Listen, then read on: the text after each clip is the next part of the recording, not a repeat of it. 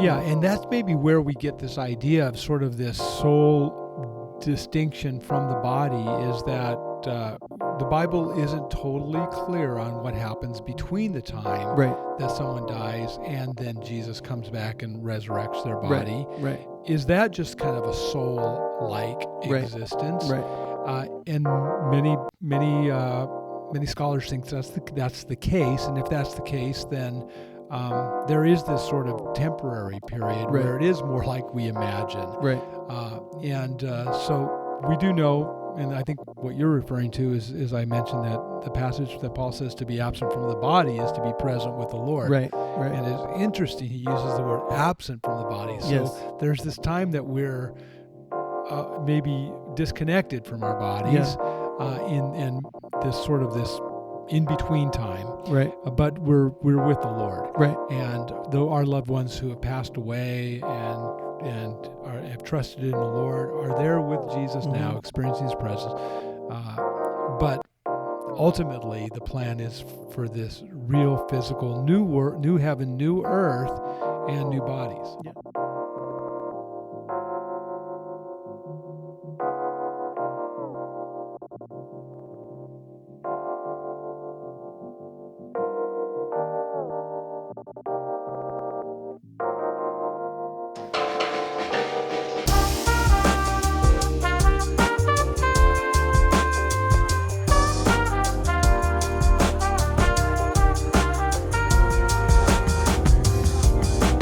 When and what should we expect about the return of Jesus?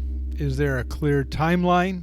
And what happens to believers who are still around when it happens? Let's get caught up. I'm being caught up in the air. Let's get caught up on that. This is Season 2, Episode 40 of Unhurried. I'm your host, Doug Kyle. I'm alongside of Ryan Viramontes. Episode 40. I know. Of Season 2. I know. It feels like we just started Season 2 and we were starting to go, hey, we have 3 or 4 under our belt. Yeah. And here we are with 40 of them. I know. It's crazy. I know. I remember when we even first started in Season 1, where we had, 3 or 4 episodes already recorded, and no one had even known about it. You know? Because your input was good that we should have a few of them recorded before we went public. So and here we are. And here we are, Season 2, Amazing. Yeah. Amazing. Yeah. So feels like we just got into Season 2 and it's getting near the end of it. Season 2, of course, was the one where we introduced the YouTube videos. Yeah. So we have that component as well. And it's been great, and I can't wait for today's topic. I think it's going to really be engaging for our listeners. Thanks to you who are following along, either on video or audio. We're grateful to have you along. Hey Ryan, as I'm thinking about yesterday, though, you had a couple extra guitars to choose from.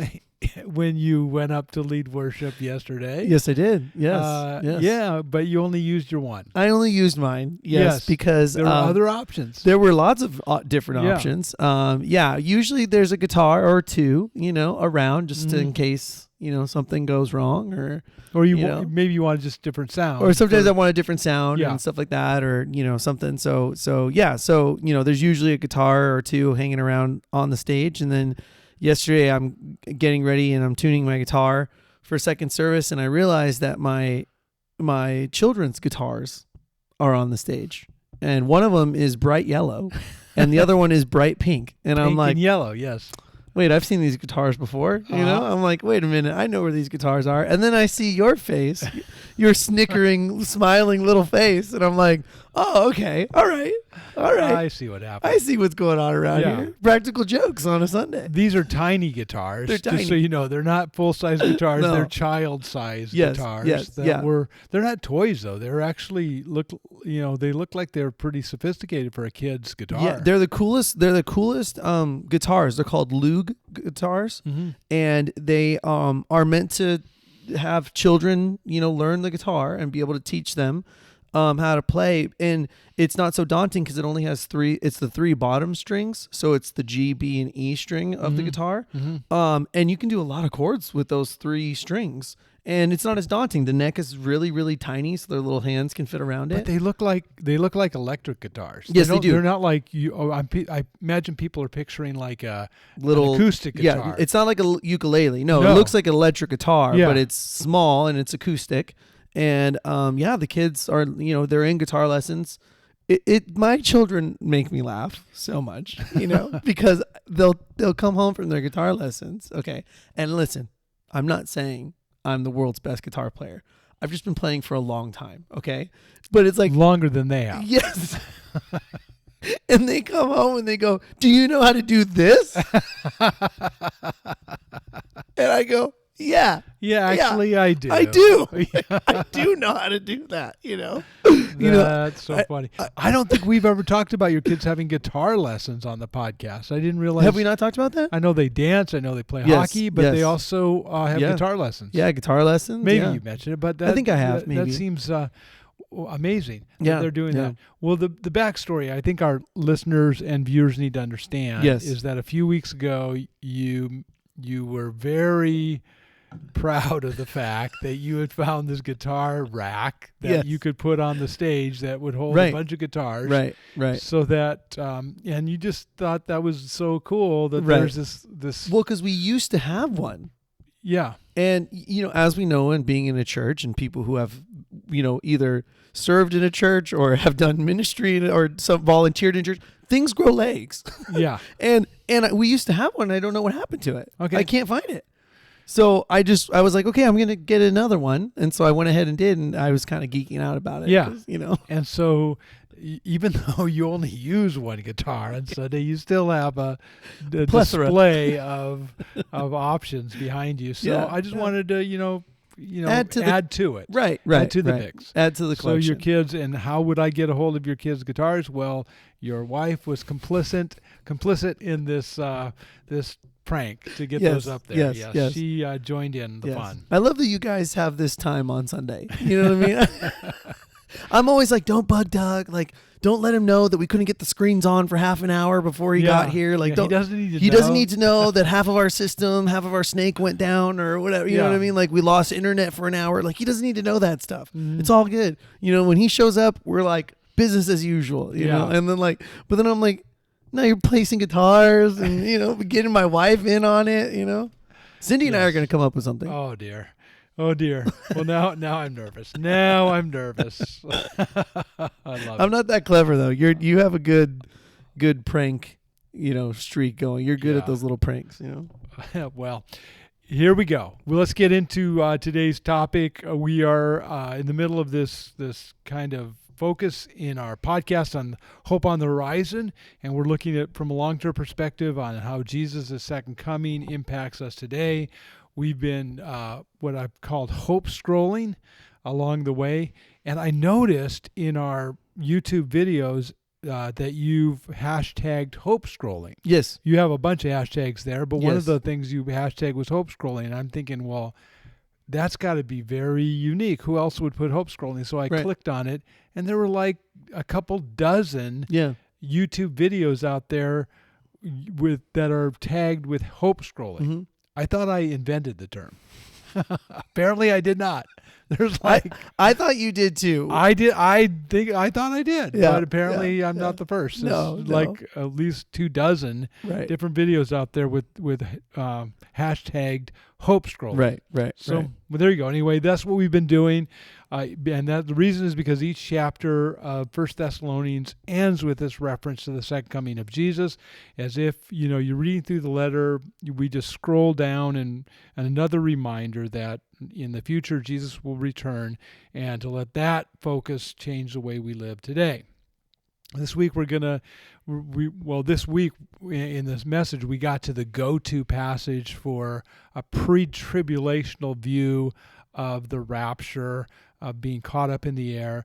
And I want to talk a little bit more about that because there's a couple different ways to look at it. And I kind of mentioned in the message yesterday that I was going to go a little more deeply into it in today's podcast. So that's what we want to do. But the end of 1 Thessalonians chapter 4 is the place where the word rapture isn't in the Bible anywhere. I actually didn't use the term yesterday in the sermon, but this is the passage that term is linked to, and I'll just read couple verses here. 1 Thessalonians 4:16-17 says, "For the Lord himself will come down from heaven with a loud command, with the voice of the archangel, and with the trumpet call of God, and the dead in Christ will rise first. After that, we who are still alive and are left will be caught up together with them in the clouds to meet the Lord in the air, and so we will be with the Lord forever."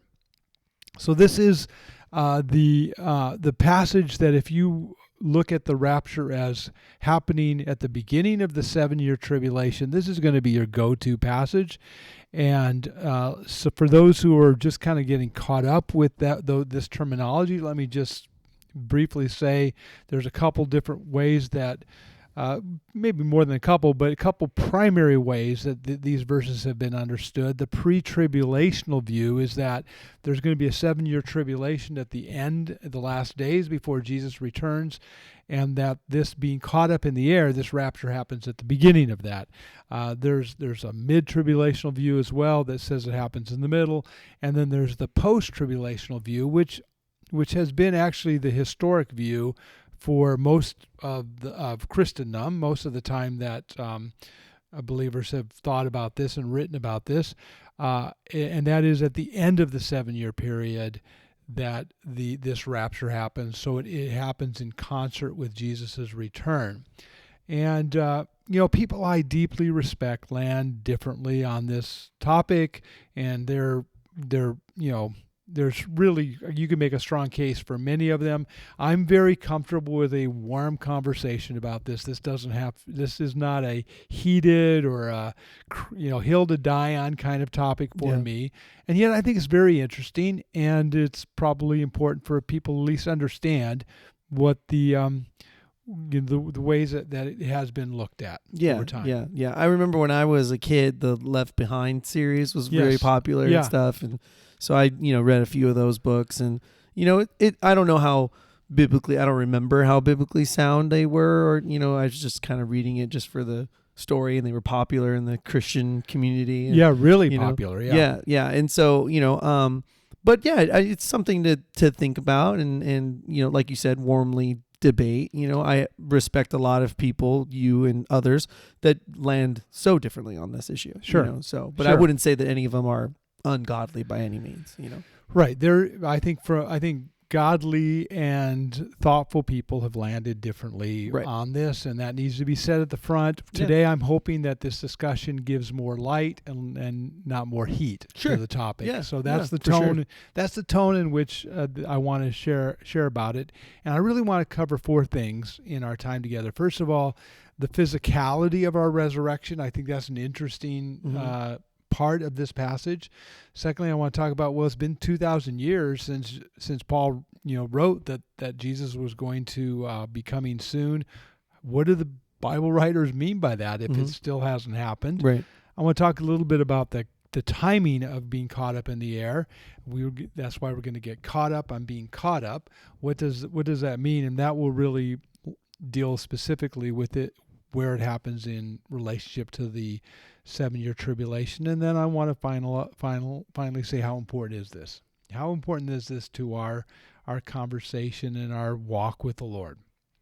So first of all, the physical and bodily resurrection. The reason I want to bring this up is because this is one of the questions I had after the message. Was not so much a question, but just a great conversation with someone who was saying, man, that's kind of mind-blowing to really think about the fact that it's going to be a physical resurrection of our bodies. And I think that oftentimes the way we think about the afterlife is as if we're sort of going to be these kind of, I don't know, ghost-like, sort of like immaterial, spirits and souls, but not having a real physical body. And yet that's not what the scriptures teach. Right. And even in this passage, the context of this passage was that the Thessalonian believers were concerned about what was going to happen to those who had died. Yeah. They're members of their church who were committed believers, and yet they had passed away. The Lord had not returned. yet. And so they wanted to know what was going to happen with them. And that's what Paul is addressing in verse 13 of chapter 4. He says, brothers and sisters, we don't want you to be uninformed about those who sleep in death, so that you do not grieve like the rest of mankind who have no hope. That is really the concern, and the reason that Paul wrote these words at all is to kind of address their misunderstanding and maybe their concern about the fact that what's going to happen to our loved ones that have passed away. Right. Yeah. And so this person came up to me afterwards because the passage says that they're going to be raised from the dead. This physical bodily resurrection that's going to happen. And is that really true? And the answer is yes. That's what the scripture teaches, that we're not going to be these ghost-like creatures with unembodied souls. Sort of like, the picture that we have is like we're going to be lighter than the clouds. We're going to be plain harps on top of clouds, and we'll be so light that we don't even slip through the cloud. The clouds are able to hold us up. Yes, yeah.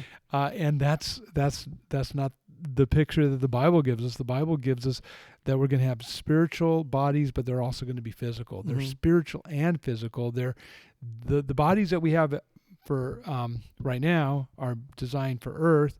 The ones we'll have in heaven are designed for eternity. They're going to be spiritual in nature, but that they're no less physical. Right. We're still going to be real bodies in heaven. And Christianity is unique in this high view of the physical body among other religions. I think it's really interesting. The incarnation, Jesus is coming to this world and taking on a human body, is a very elevated view of our bodies. A lot of religions tend to dismiss the body or say, the physical isn't important, it's only the spiritual. And yet Christianity has always held that the spiritual and the physical are both part of what God cares about. Part of what it means to live for God is to honor him spiritually and with our bodies as well. The resurrection is also, Jesus' resurrection is also a huge endorsement on the human body. He rose and he had a physical body. He wasn't just a spirit. He wasn't just, kind of, ghost-like, and you could actually touch his body. You could feel his body. He ate food while he was among them, which is kind of crazy to think about what that means. He did appear and disappear. So there is this sort of sense in which there's this spiritual nature to it. He could kind of show up where he wanted.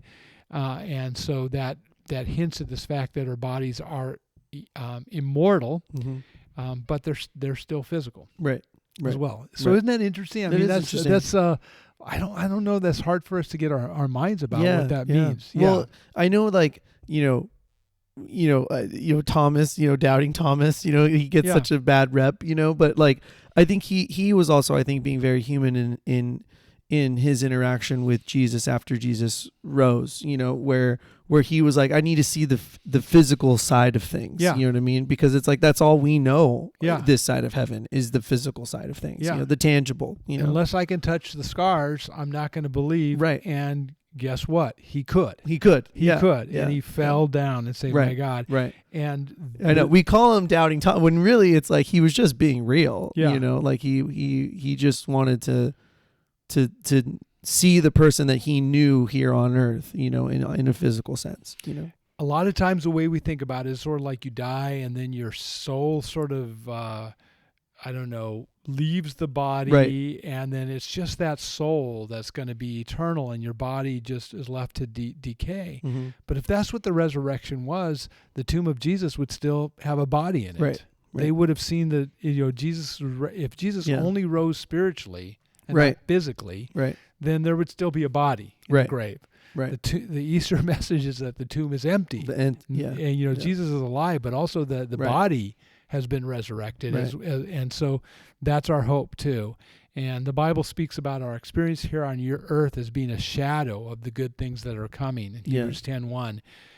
It's going to be our life and our experience in our bodies and our existence will be way more real in heaven than it is here. And rather than being sort of like a dreamlike state, and this is the reality. Right. It's the flip of that. This will be the shadow, right, and heaven will be the reality. Yeah, for sure. And I also like to, I think yesterday you said in your message that, Paul is writing to the Thessalonians and encouraging them to, not, you said it better than I'm going to say right now, but like not to not lose hope of the people that have died before, that they're still with Jesus, but yes. but their bodies are now going to be in this physical and also, spiritual sense, when Jesus comes back and raises everyone from the dead and stuff like that. Like, I can't remember how you said it yesterday, but I like the way you said it. It was very comforting in the way that you said that, that especially for somebody who, and like most people in our church have lost somebody close to us. Yes. It was comforting that you said that yesterday. Yeah, and that's maybe where we get this idea of sort of this soul distinction from the body, is that the Bible isn't totally clear on what happens between the time that someone dies and then Jesus comes back and resurrects their body. Right. Is that just kind of a soul-like existence? Right. And many scholars think that's the case, and if that's the case, then there is this sort of temporary period where it is more like we imagine. Right. So we do know, and I think what you're referring to is I mentioned that the passage that Paul says to be absent from the body is to be present with the Lord. Right. And it's interesting, he uses the word absent from the body. So there's this time that we're maybe disconnected from our bodies in this sort of this in-between time. Right. But we're with the Lord. Right. And though our loved ones who have passed away and have trusted in the Lord are there with Jesus now, experiencing his presence. But ultimately, the plan is for this real physical new heaven, new earth, and new bodies. Yeah. So that's one of the questions that came out of yesterday, and I wanted to follow up on that. I also wanted to, talk a little bit about what does the Bible mean when it says Jesus is going to return soon, and now it's been, a couple millennia. Right. What does that mean? And matter of fact, when you look at what Paul said in verse 17, 1 Thessalonians 4, he said, "We who are still alive and are left will be caught up with him." Paul pictured himself being still alive when Jesus returned. Right. And he pictured some of them, the Thessalonians, to also be still alive. And yet we know that still hasn't happened yet. So is that okay that Paul saw that? Is this a challenge to the Bible? Is this something that we should be worried about as believers, that it didn't happen in their lifetime? Or was this by design? Is this the way that God has set it up so that every generation of believers would see themselves in the same way? And my conviction is that it's the latter, that his soon return is an indicator that we are always, as his people, supposed to be ready for him to come. Right. And that if he had said, he's coming back, but it's not going to be for another 2,000 years, then for all those centuries in between, people wouldn't have that sense of urgency or the need to be ready to meet him. And of course, we all need to live that way because we don't know what tomorrow brings for us, and we all need to live in which, we could meet the Lord face to face before I finish this sentence. Right. And because that's the reality, God has set it up that way. And so to me, I think it's by design.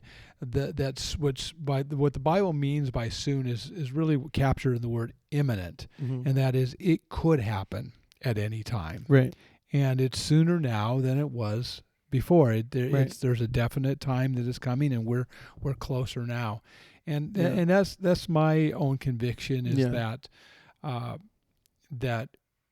God has to set it up so that all of us would live with that hope as well as with that urgency that we could see him again. Right. Mandy always, like, the way that she looks at, like, life and stuff, like, at the house or with the kids, is she's always like, you're either, like, proactive or you're reactive. So you're either just, like, reacting to whatever's happening, or you can try and plan and be prepared and and have a plan, and know how to handle certain situations. And so it's like, I think I've always kind of looked at it that way. It's like, it's the Bible's not clear on when Jesus is returning, right? Mm-hmm. We know he's going to, but we as Jesus's followers should be prepared, right? Like, we should be prepared. We should be leading people into a relationship with him. Our lives should be reflecting the love that he has given us.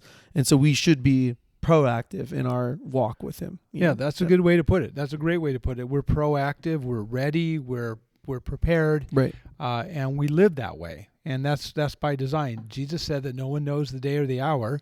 And so we shouldn't predict it, or we shouldn't say for sure it's going to happen by this date. But we always live in a state of readiness. Yes. And that's God's design for his people for all time. Yeah. Yeah. And so I think that's what was going on.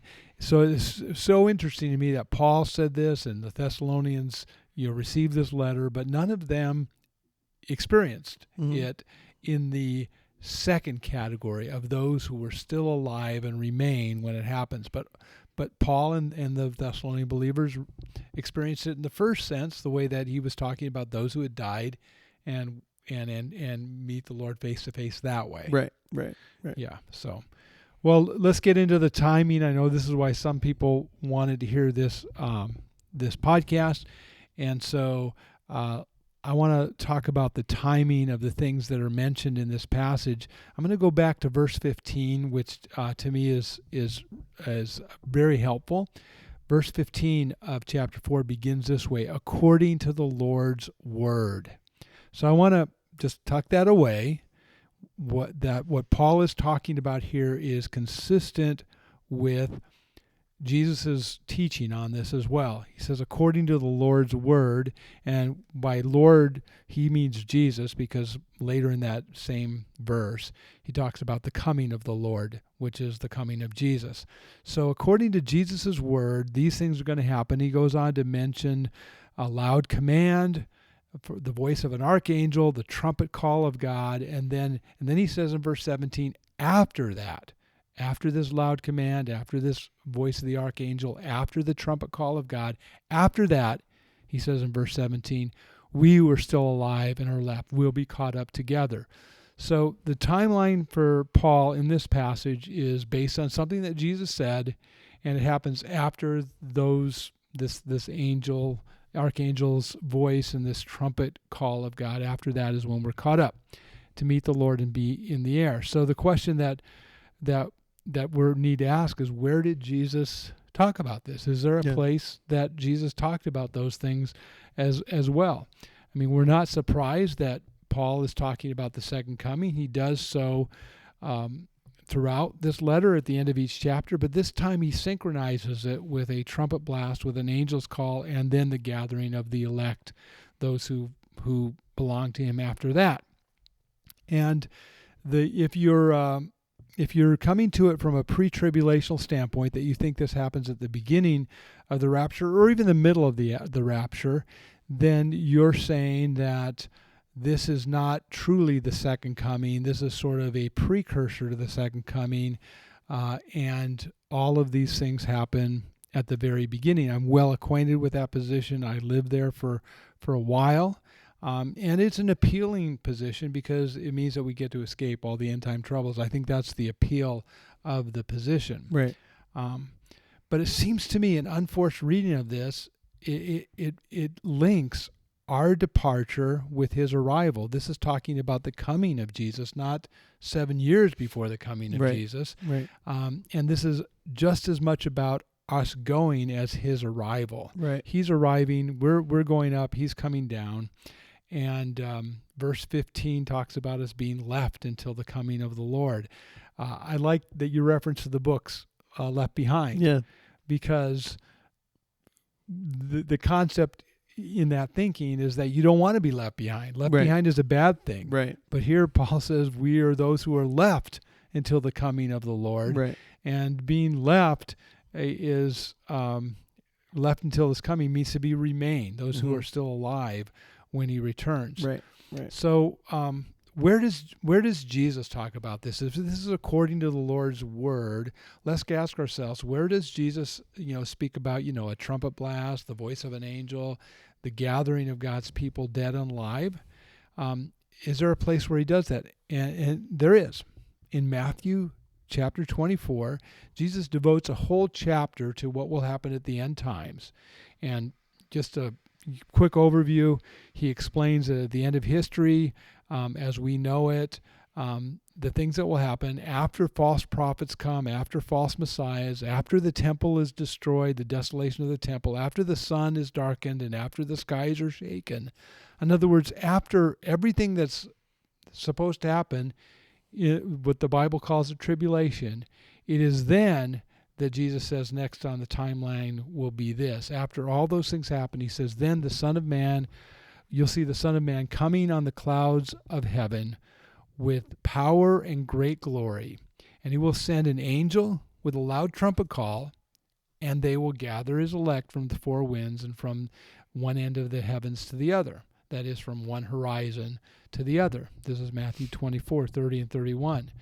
And so if you look at the timeline that Jesus gives in Matthew 24, all the events of the tribulation happen first, and then there's this angel, shout, trumpet blast, and then there is the gathering of the elect from both, all sides of the earth. So I think that's what Paul had in mind when he says, according to the Lord's own word. He's saying, this is what Jesus taught. Right. That was the order. So to me, again, if an unforced reading of this puts this event of the being caught up in the air, the gathering, at the end of the tribulation. And I feel like this is also consistent with what Jesus meant when he prayed in John 17:15. My prayer is not that you take them out of the world, but that you protect them from the evil one. And if you believe as I do that the being caught up in the air, the rapture of the church happens at the same time as the second coming, kind of at the end of this world as we know it, then what we believe is that Jesus is going to protect us along the way, that just as he's always protected his people in trouble rather than taking them out of trouble, that the end times will be no different. Right. Jesus said it'll be like the days of Noah. And think about Noah. God didn't take Noah and his family out of the storm. He protected them in the storm. Right. God didn't take Daniel and his buddies out of the fire. He protected them in the fire. Yeah. And that seems to be God's plan all along, is that he doesn't, give us a quick exit when trouble comes our way. He sustains us through the valley of the shadow of death. Right. You're with me. Right.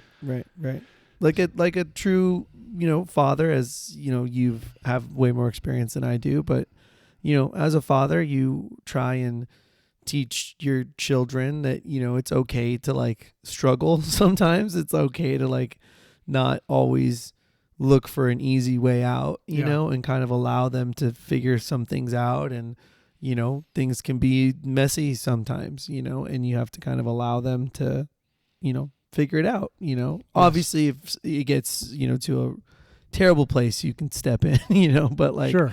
Even with my kids and stuff, it's it's okay to struggle a little bit, it's but I'm there with you, you know what I mean? And not that God allows us to struggle, but in the sense of he's with us in the struggle. He's with us in the storm. He's with us in all of those places. Absolutely. Yeah. I think our hope as believers isn't that God's going to shuttle us out of end time troubles, but rather he's going to protect us in them. The book of Revelation talks about how he seals his followers in the end times. And that seal is his protection. He doesn't shuttle us out. He seals us and he protects us in. Right.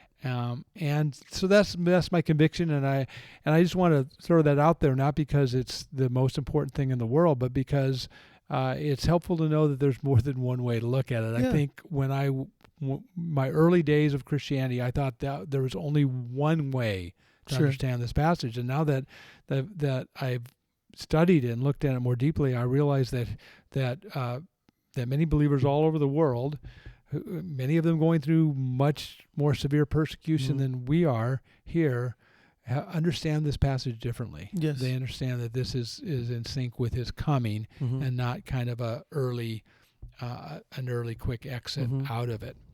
How important is this? Well, it's interesting. It wasn't that important. It was not that important for the Thessalonians because, I mean, at least in this sense, it didn't apply to them. Yeah. They didn't need to know that second part of what we are still alive and remain, what that meant for them. All of them died before this being caught up in the heavens, this rapture happened.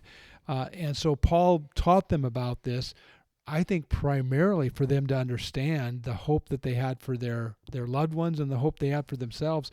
Kind of the end of verse 17, we'll be with the Lord forever. That's the main point. Yeah. He's going to rescue us. He's going to call us to himself, and we'll be with him differently. And so I don't think this is, the most important thing that we have our minds around. People, as I said, that I deeply respect have landed differently on this. It is not crucial, but I think it's great to have a warm conversation about it that gives more light than heat. Yes. While you were talking yesterday, I kept on thinking of that Crystal Lewis song from back in the day. People one? Get ready, Jesus is Oh, there coming. you go. Okay. So I was kind of thinking about that. I was like, oh, that would have been a fun song to sing. Yeah. But a little throwback. But yeah, but in that way too, it's like I was thinking about the lyrics of that song, and I was like, oh, well, it's an encouraging song too, and like how Paul ends the chapter 4 in Thessalonians. It's like he says, and encourage each other with these words. You know what I mean? And it's like it is an encouraging fact to that we as Christians can say that we know Jesus is coming back, and we should be proactive in our walk with him. So. Yeah, I'm glad you brought up those final words, because that's really Paul's heart for whatever way we're supposed to understand this part of 1 Thessalonians. It is meant to encourage us. Yeah, we should get courage from it. It shouldn't scare us. It shouldn't panic us. No. It shouldn't make us argumentative or like we want to. He doesn't say, therefore convince each other with these words or argue with each other about these words or prove you're right to each other with these words. He says encourage one another with these words. And to be completely candid, that changed the way I preached this message, because as I was preparing the message, I was going to go a little harder on the post-tribulational position. I was going to be a little bit more, I think people need to know where I'm coming from. And so I shared, my conviction in my heart, but I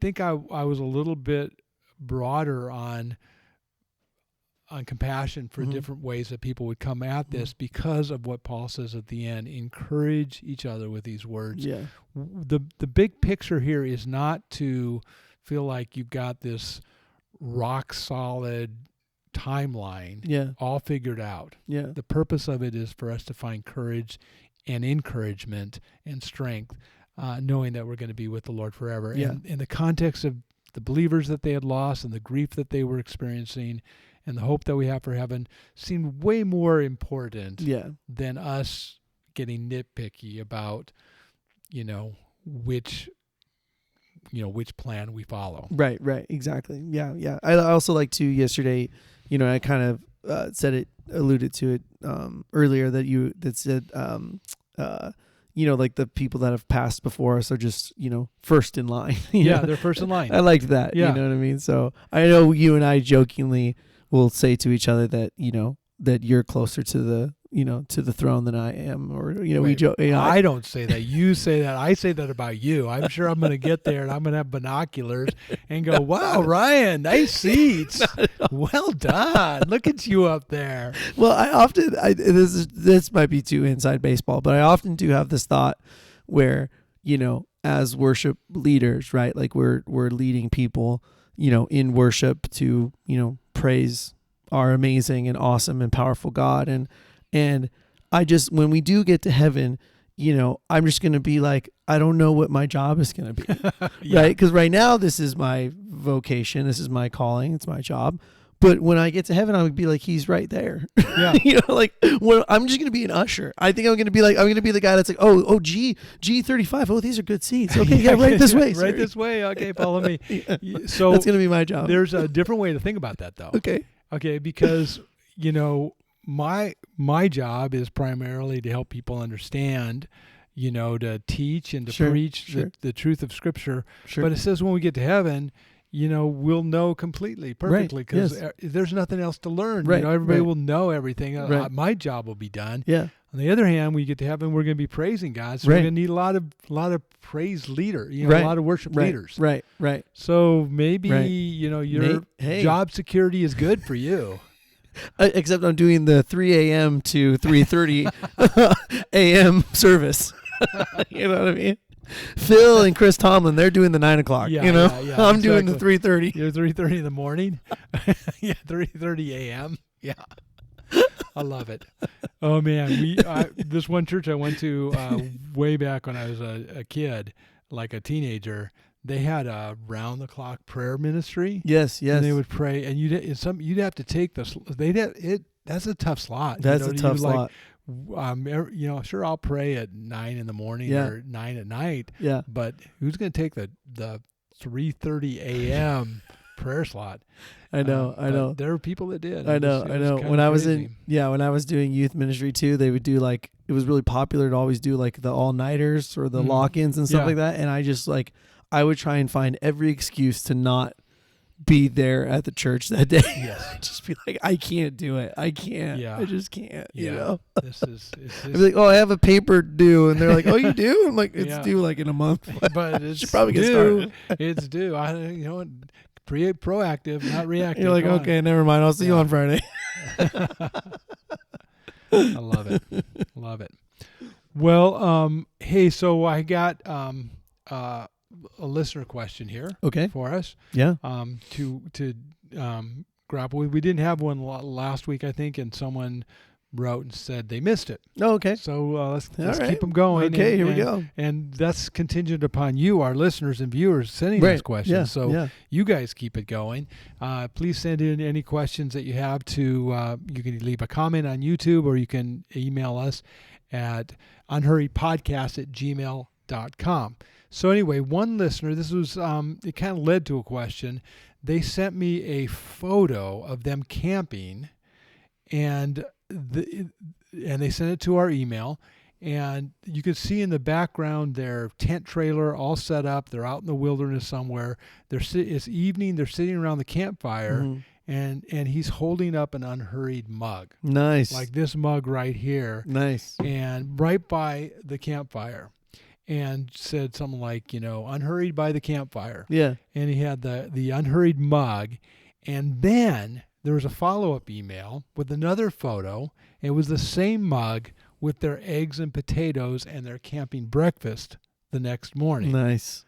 So I love it. There they are out camping, and the mug is, which is great because the mug kind of looks like a camping mug. It does, yeah. That's awesome. It fits perfectly. But here's my question. Did he wash the mug between the campfire experience and the breakfast the next morning?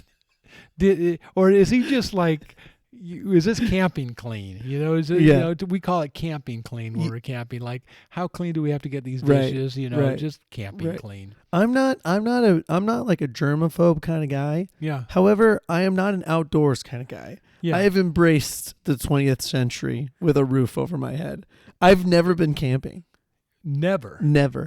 So you don't even know what I mean by camping clean. No. Camping clean is... It's not clean. It's not clean. Okay. But you do the best you can. Sure. In our case, we're cleaning, you're washing dishes in a bucket. Right. Right. So it's not like, got a dishwasher. Yeah. What's the Wi-Fi password?